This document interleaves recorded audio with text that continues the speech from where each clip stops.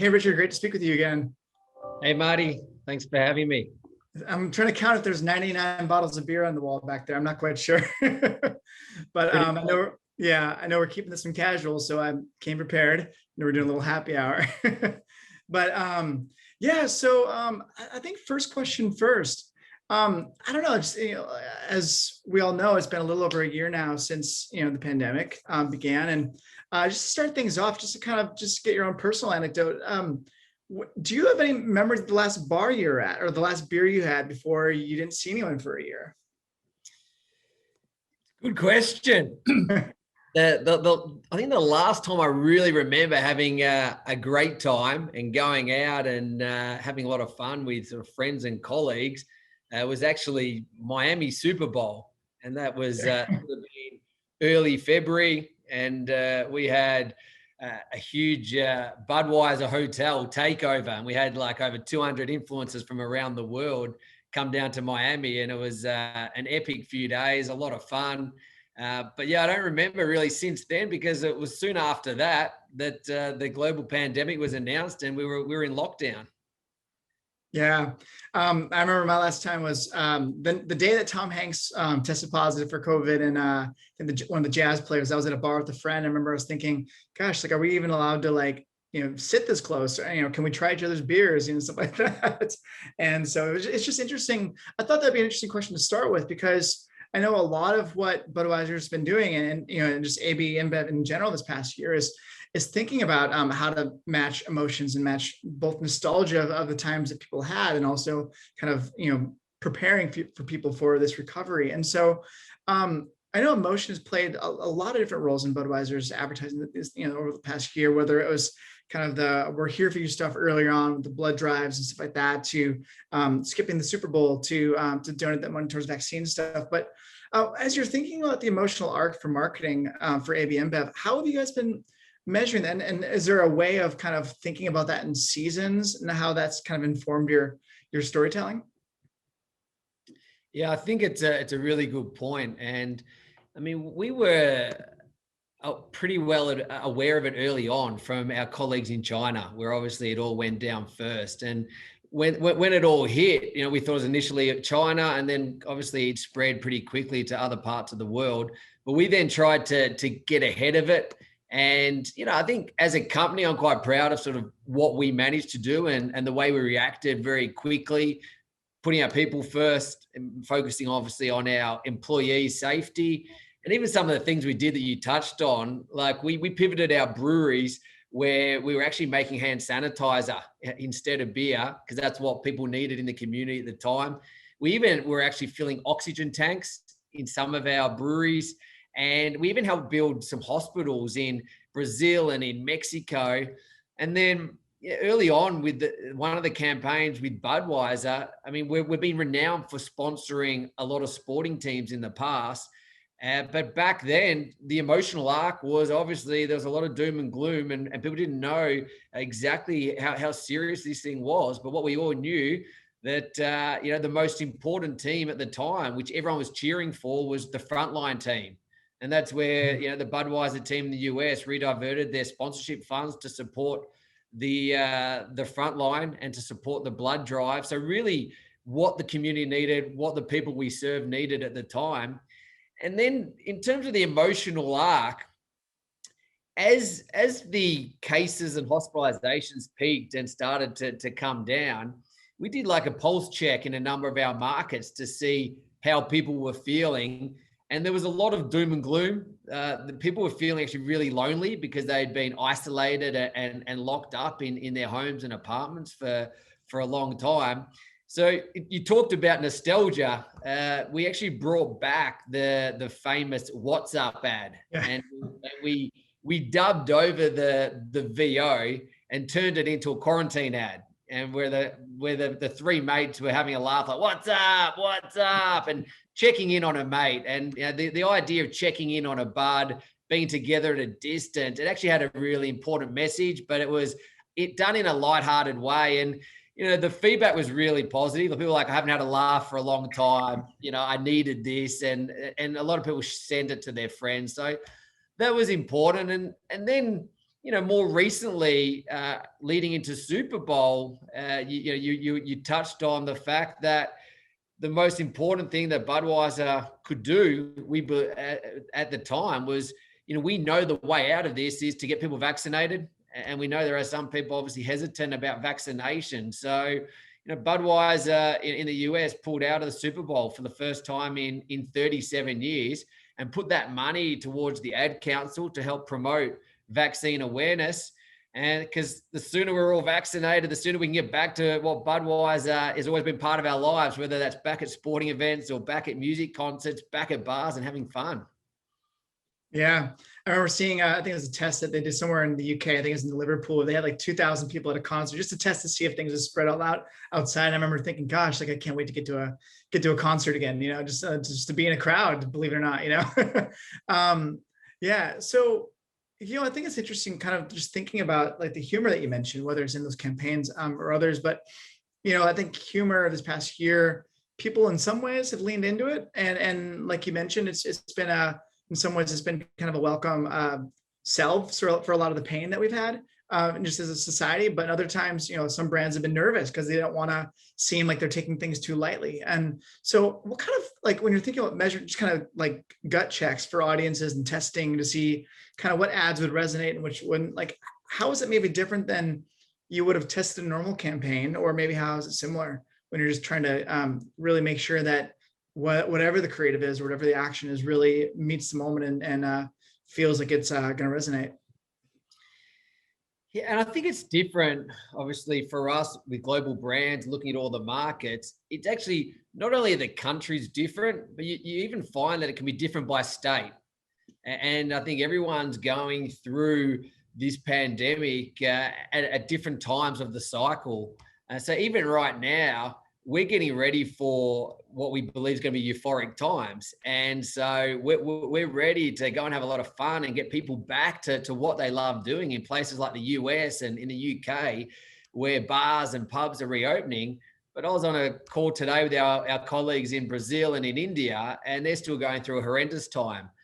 So I think being really close to the consumer sentiment, to how people are feeling, having empathy for how people are feeling is so critical. And so even with the testing model, with the content, we will do like a dipstick research, to see how people are feeling, where we can get a response pretty quickly. And then we'll often put content out, even organically, to a small audience, just to hear the social listening and hear how people are feeling before we then fuel it with media once we have the confidence that it's striking the right tone with our audience. Sure. Have there been any examples, maybe something you tested that you decided to not actually kind of move forward with? Maybe something, hey, like the audience isn't quite ready for this. It was like we had to pivot our plans quickly when obviously the pandemic was announced, because we had campaigns for Corona, which people don't realize, but we spend more than 90% of our lives indoors. So as a brand, we want to inspire people to get outdoors, to reconnect from their routine, to disconnect from their routine, and to reconnect with their essential nature. So a lot of what we talk about with Corona is about getting outdoors and going and escaping to paradise and to the beaches. And so we obviously had our campaigns ready to go in around that February, March, April period. And that was all about inspiring people to disconnect and to get outdoors. And obviously, it would have been naive of us to let that go and have all the outdoor campaigns when people are locked up inside and can't actually go outdoors. So we had to pull the pin on that campaign, and we actually decided to go quiet on Corona for a period of time, obviously with the naming convention, etc. So we did have to pivot our plans very quickly.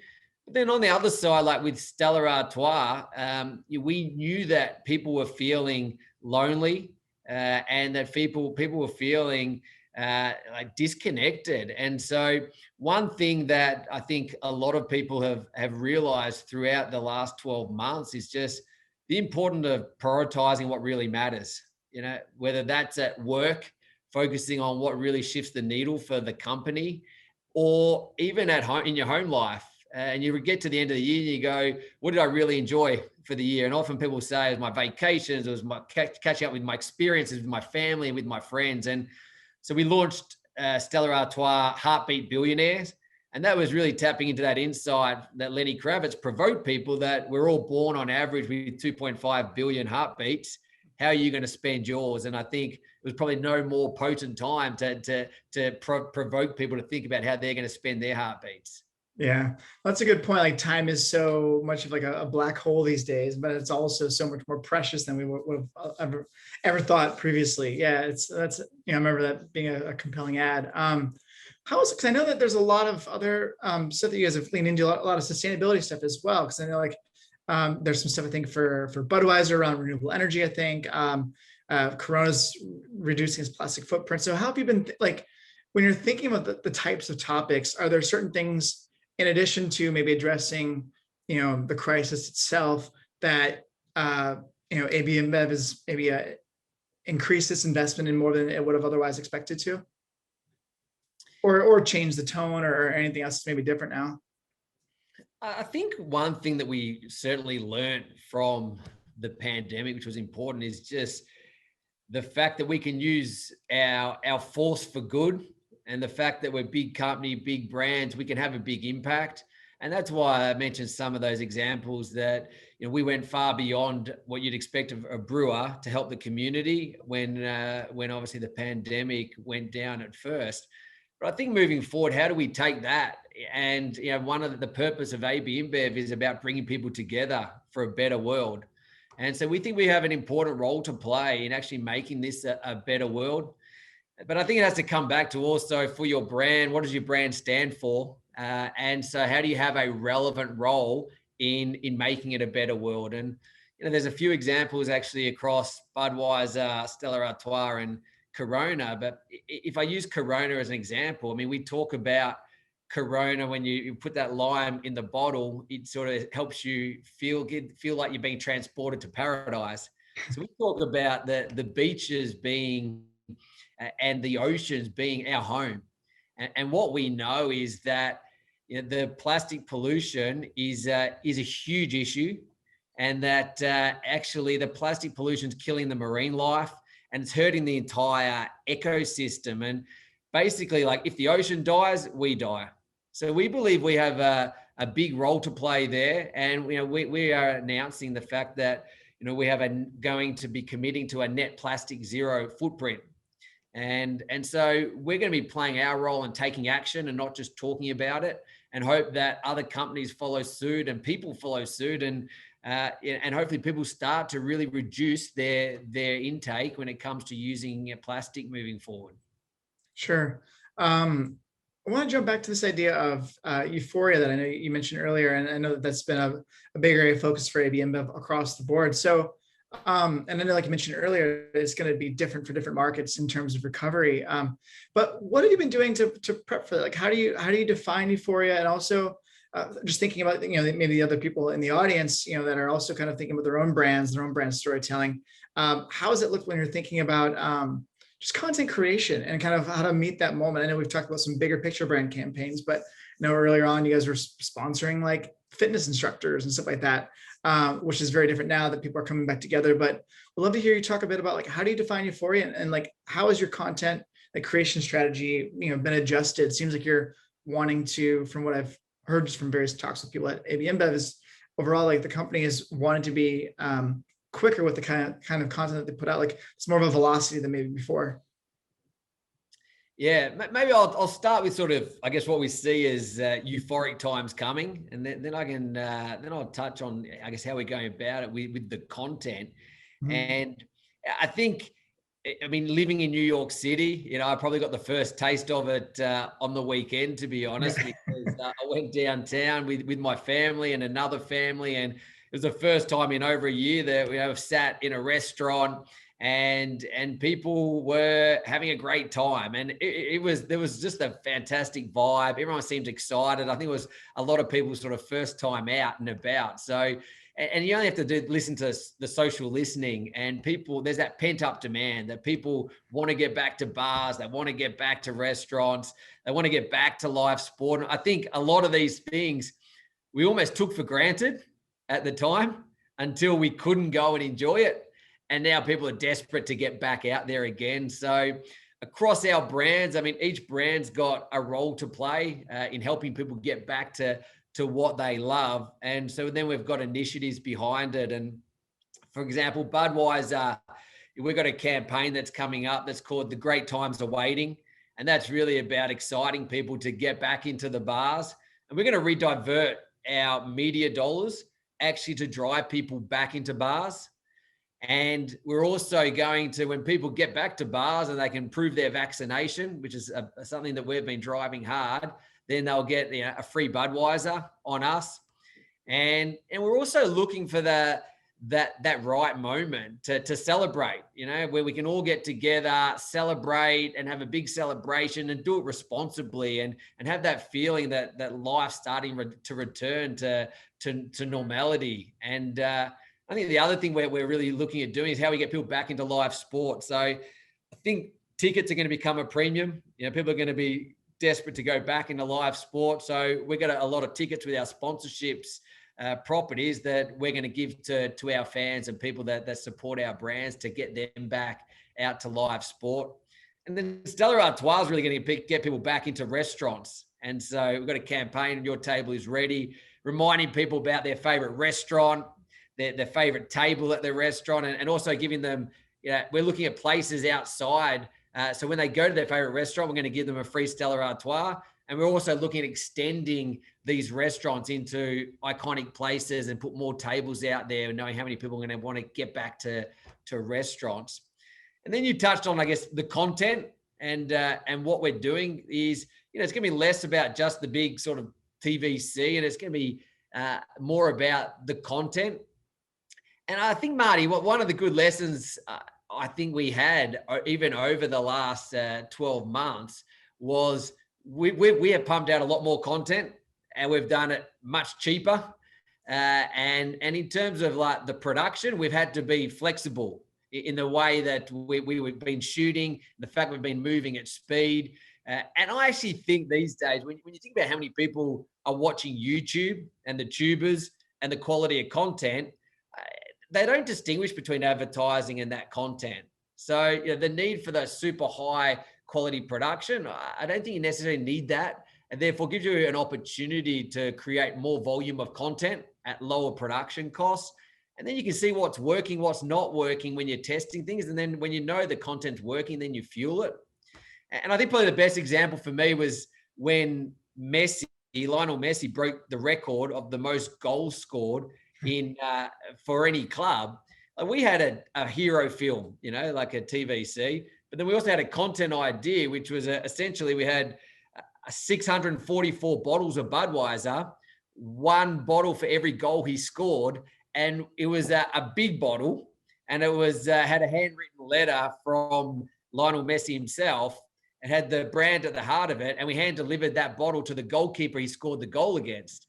And so there was one goalkeeper that had over 20 bottles delivered to him, but they all took it in the right spirit. And it was great content because they all spoke about Messi and what a great leader he'd been, what an unbelievable footballer he's been. And it sparked this big global conversation. So that's the kind of content that people were interested in. So it wasn't just about the hero film, it was actually about that content that sparked that conversation. So I think you're going to see more and more of that moving forward. And we've even now created our own content studios for a brand like Corona.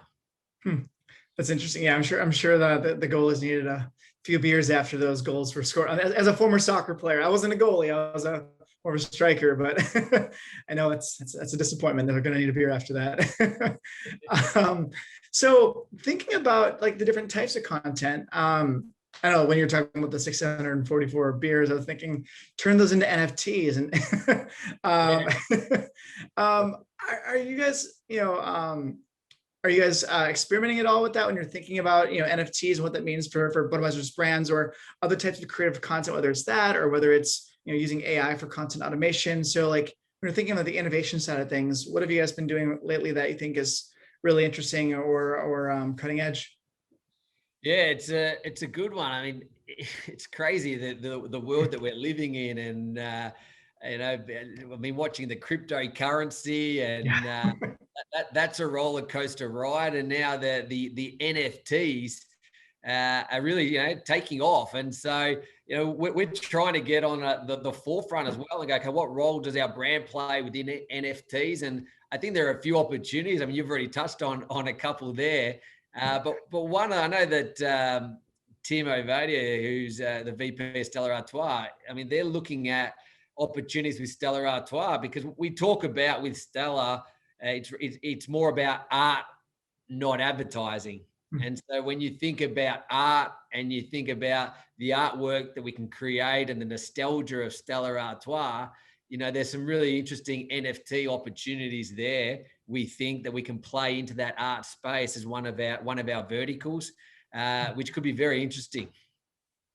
Definitely keep me posted as that progresses. I think that is really interesting just to see how that progresses and how that art and commerce kind of comes together.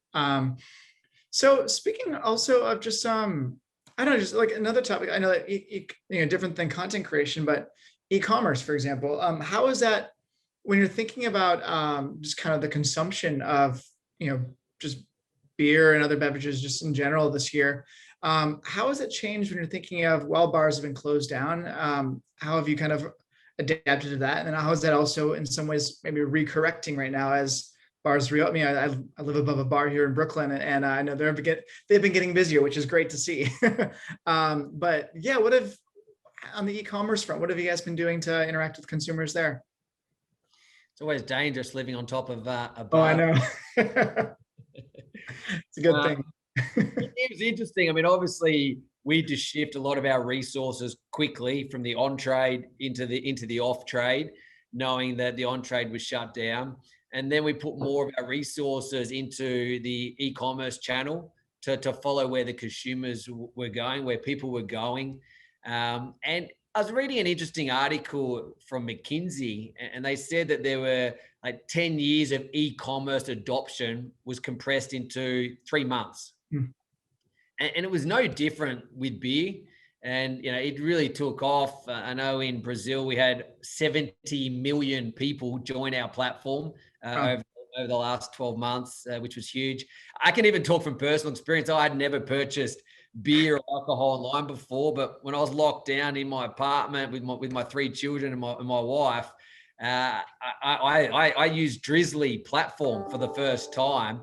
And it was just so convenient and so easy to use that literally by the time I ordered my beer, 20 minutes later, it was at the doorstep. So I continue to use their service now. And I think a lot of people will. It's going to become a more and more important channel, even for beer and for alcohol. So I think our challenge is, Marty, what we're trying to do is think more about how we put our people first, the people we serve, and think about their journey that they're on. So even with our content, making sure that we target them with content that firstly they're interested in, and tapping into their passion points and creating content that they want to watch, that we're not just disrupting them and with traditional advertising, that there's always that balance. And then at the right time, if we know that they're a Budweiser drinker and we know that they haven't ordered for a week or 2 weeks and they're due, then we'll target them with a Budweiser ad and we'll drive conversion. So we're trying to get better at the full funnel of not just doing the big traditional advertising, and actually really understanding that consumer journey and driving conversion at the right time as well, and keeping them, what we talk about, in our ecosystem. So it might not be a conversion just to online sales. It could be driving them to offline sales. Could be driving them to one of our experiences that we think that they would love based on their profile. Cool, thanks. And just maybe a follow-up to that and just a few other questions. And I know we want to leave time for some Q&A here, but how has the media mix changed? Like I know that there's one of the broader discussions the last couple of years has been around data privacy and the demise of cookies, and I know there's been change with Google and stuff like that too. There, like when you're thinking about kind of the data that you use, whether it's first-party data from InBev or partners, how has that evolved, especially as digital media consumption goes up? I know like Roku, for example, is it's like the new walled garden. So how has it changed for you when you're thinking about the troves of data that are increasingly available, mixed with the kind of the obstacles that come from thinking about privacy, but also kind of the fragmentation of just data in general? And how does that kind of dovetail with, matching content with the right people? Yeah, I think that I think firstly, from a data perspective, I mean, we just know how important having clean data is, and really understanding our people. And so we've got a head of data now, not just globally, but in each of our markets. And we've got big data teams, and driving first party data, because of what you mentioned, is becoming an even bigger priority for us. And so that, we can overlay that first party data with our media buying, and also, it's going to be important to, how we utilize that data, and then how do you turn that data into insight, and then insight into action. And I think that's the thing that, a lot of people struggle with. There seems to be, a huge amount of data, but how well do they really know their audiences, and how well are they using their data? And to be perfectly honest, Marty, we're still on the journey here. We know it's a big priority for us. We're doing a lot more experimentation in this space across our first, second, and third party data. And then, the other thing is, and you asked the question about the channels and how that's evolving. You're going to shift. There's a big shift for us following where people are consuming their media. And, there is a shift from your more traditional TV into more of you see it in the streaming, you see it in the YouTube, and more into social media. And so I think the key there is creating content that people want to see, that's relevant to them, that reinforces what your brand is about, but creative and relevant. And then how do you create content that's native to the platform? And so, like, when we look at what we're creating for a story, or for in-feed, or for YouTube TrueView, before we go and produce a campaign, we used to do a 30-second ad, and then we used to cut it up and try and put it on these platforms. Clearly that doesn't work. So we actually have each of those channels and what creative we're going to go and produce before we get to production. And I think that's a big step change. Actually understanding these platforms much better, and making sure the content's native to that platform. Sure. Is there one, platform that you've been really excited about? That's maybe, I know the last year a lot of brands have been using TikTok, and thinking even more recently, like Discord and Clubhouse and stuff like that. But what about for you? And I guess it varies by platform, by audience. But what do you think's been most exciting for you when you're looking over the whole portfolio of brands? That, like, which platform do you think has the most potential right now? From all our learnings across our global brands, like, in terms of getting the reach, the Facebook and Instagrams of the world are very cost effective in giving you the reach. In terms of engagement and view through rates, for longer form content, YouTube, we find we have the best success on, and you see a significant shift in terms of view through rate on YouTube. TikTok, we can't play in that space as a beer brand, but I'm obviously having a teenage daughter, and Snapchat and the like. So I stay close to all the platforms. But I think the thing that I've found most interesting, Marty, particularly with Corona Studios, as we're evolving to create a lot more content, and we're sort of tapping into people's passion points, whether it's like hidden gems that people don't know about, of beaches or beach bars and locations you haven't heard of. When we talk about it, what we've seen with the most recent campaign, we had a campaign called Free Range Humans. And essentially, because 90% of our lives we spend indoors, there are these 8 people that spend 90% of their lives outdoors. Yeah. So we did like a documentary of, they're like 7-minute films of these 8 people. And what was really interesting is the production was much lower. The CPM, so the actual reach we were getting, we had trailers, like 15-second trailers of this content. And that acted like, more of your 15-second sort of TV spot. So that gave us the reach. Yeah. And then the view through rates were very strong on these films. And a lot of it, YouTube was very strong results. And people were spending like 3 to 5 minutes instead of like maybe 15 seconds on a traditional ad. They're spending 3 to 5 minutes, immersing themselves with your brand, with content they're interested in. And so we're getting the reach, that you normally get from traditional advertising, but the engagement was much stronger. And we think we're building a deeper meaning of what the brand's about, and relationship with our audience is something that we found really interesting. And then we've seen a shift in our brand lift studies. So actually a shift in our brand attributes. So it's really having an impact on building the equity of our brands. Interesting. Thanks. Yeah, I'll have to go back and find that film. I haven't seen that one yet. Sounds interesting. I'm a fan of documentaries. So last thing here, then we can jump into Q&A, but maybe it's a two-part thing, but just kind of thinking about how is this, the ongoing discussion around internal versus, creation versus agency partners. I'm sure there are a lot of brands in the audience that are wondering, like, how do they work with their agencies these days? And so how has it shifted for you when you're thinking about kind of this new world, especially a remote world? Are there any differences that you're doing now when you're thinking about kind of what you create with your Corona Studio versus how you might use some of your agency partners?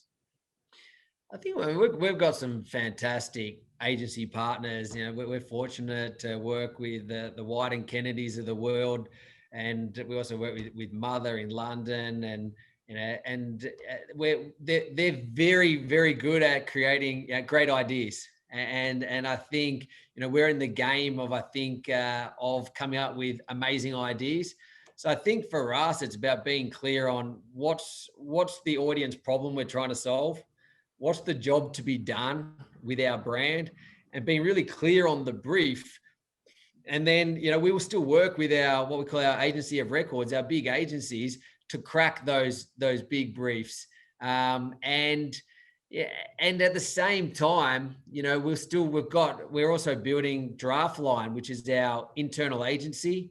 And there's what I call, I guess, more the top of the funnel, and those big ideas. We're still working every day with our agency of records. And in terms of the always on content that we're creating daily, that's where we use our Draftline agency and our creator community to create that content, and our creative arm at Draftline and our media arm, they work hand in hand, because that's very important, that we're seeing what's working, what's not working, and the way we're optimizing our media, and that's happening continuously every day. So that's where we focus the in-house, but cracking the big ideas is where we really work with our agency of records.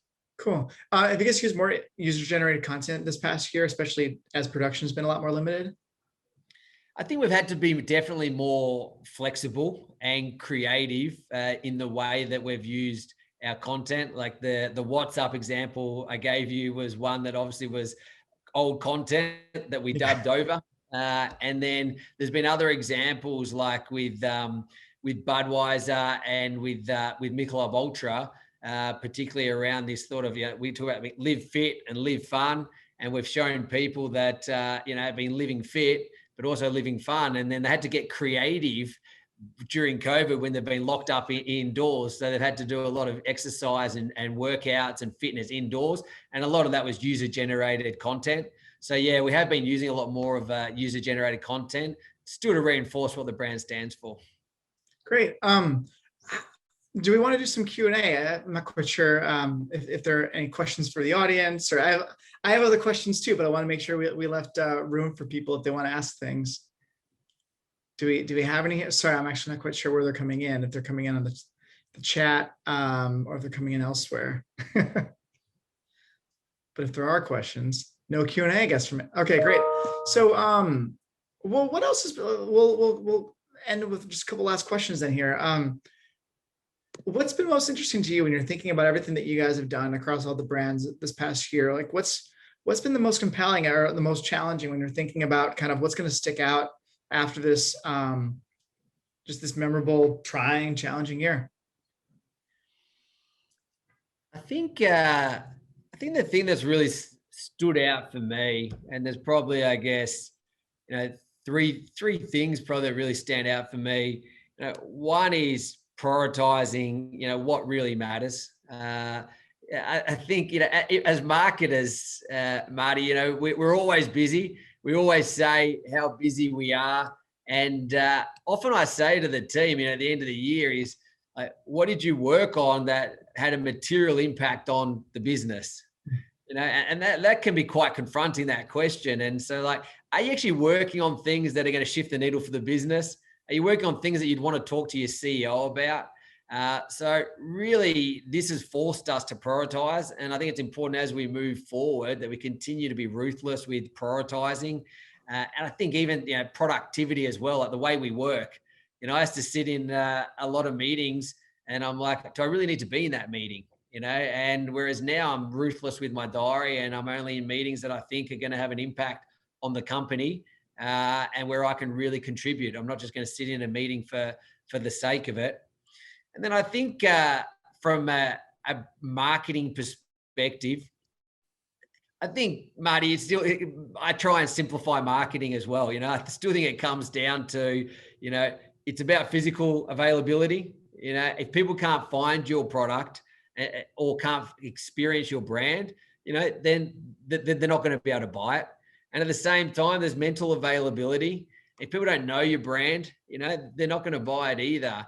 And I think when it comes to mental availability, we have to get better at putting people first, thinking about, is this relevant to our audience, to the people that we're serving, rather than, is this just a good thing that we want to say from a brand perspective? Because we all know that people are bombarded with 3,000 to 5,000 messages a day. There's an attention war out there. So how do you make sure you cut through the clutter with relevance? And so I think that's making sure we come back to the basics is very important. And then, I think for me, it's like, we know that euphoric times are coming. It's going to be an exciting time getting back into doing what we love. How do we learn from the pandemic? And what we liked in the past, let's take forward with us. What we didn't necessarily like in the past, and it's in our control, let's change it. So we make the new world, the new normal better, and we come back even stronger. So there's some of the things that, I'm certainly going to be focusing on, in the new world. Great. And then speaking of the euphoria and just kind of closing things out here, live events. I know you talked a little bit about what you guys are doing, but just for the audience that, that maybe are also thinking about how they're going to interact with live events in the future, and what does it look like? I know experiential marketing was a big thing, the last several years, and then obviously it's been shut down, but, any thoughts or any takeaways or any thoughts, like predictions for what people should be thinking about when it comes to, live events, even as they kind of gradually come back to life over the next 6 months, 12 months? I think we're going to have to be careful and obviously making sure we pick the right time, when we do have these big experiential events, and we'll obviously do it in a responsible way. But I think that with the pent up demand, there's going to be people so eager to get back to the experiential lever. I think it's going to be arguably in the next 12 months, one of the most important levers that we can use in marketing and for our brands. And even one small example, Marty, like in Colombia, in Bogota, like Stella Artois, we just took the time over the last 12 months and we actually built a really cool restaurant that was cool, bringing together the best beer in the world with the best frites in the world. And that was Stella Artois and the best frites. And it's called Frites Artois. It's an amazing architecture. And we opened it up just a couple months ago, and the queue to get in's been ridiculous. You can't get into the restaurant to at least a 2-month wait. And, people are, because of the look of it and the experience, everyone's got their phones out, filming it, snapping it, sharing it. And, it's almost like people paying us to have an amazing experience with our brand. And I think we underestimate that. As brand builders, the importance of experiential. So I think, moving forward, experiential is going to be really important. I think innovation is going to be super important, not just product innovation, but even innovation going beyond the product itself. So you're going to see us playing a lot more in what we call brand expansions, whether that's merchandise, whether that's experiences like the Frites Artois, whether it's music events like the Corona Sunsets. And so I think in the next 12 months in particular, having those experiences is going to be critical as a brand building lever. Well, as someone that used to live in Belgium, I used to live in Belgium like a decade ago, but I'll have to check out that restaurant Columbia someday, because I was going to go there right before lockdown. So Definitely. yeah. Let me know. That's awesome. Any closing thoughts before we end? Any last kind of words of wisdom or whatever from the past year that you want to end on for other people that are trying to think I about just think storytelling? I just think I think for people to think about, don't waste a crisis, don't waste the pandemic. Think about, as you move forward, what you're going to do differently in terms of marketing, in terms of your life, in terms of what you prioritize at work, what you prioritize at home.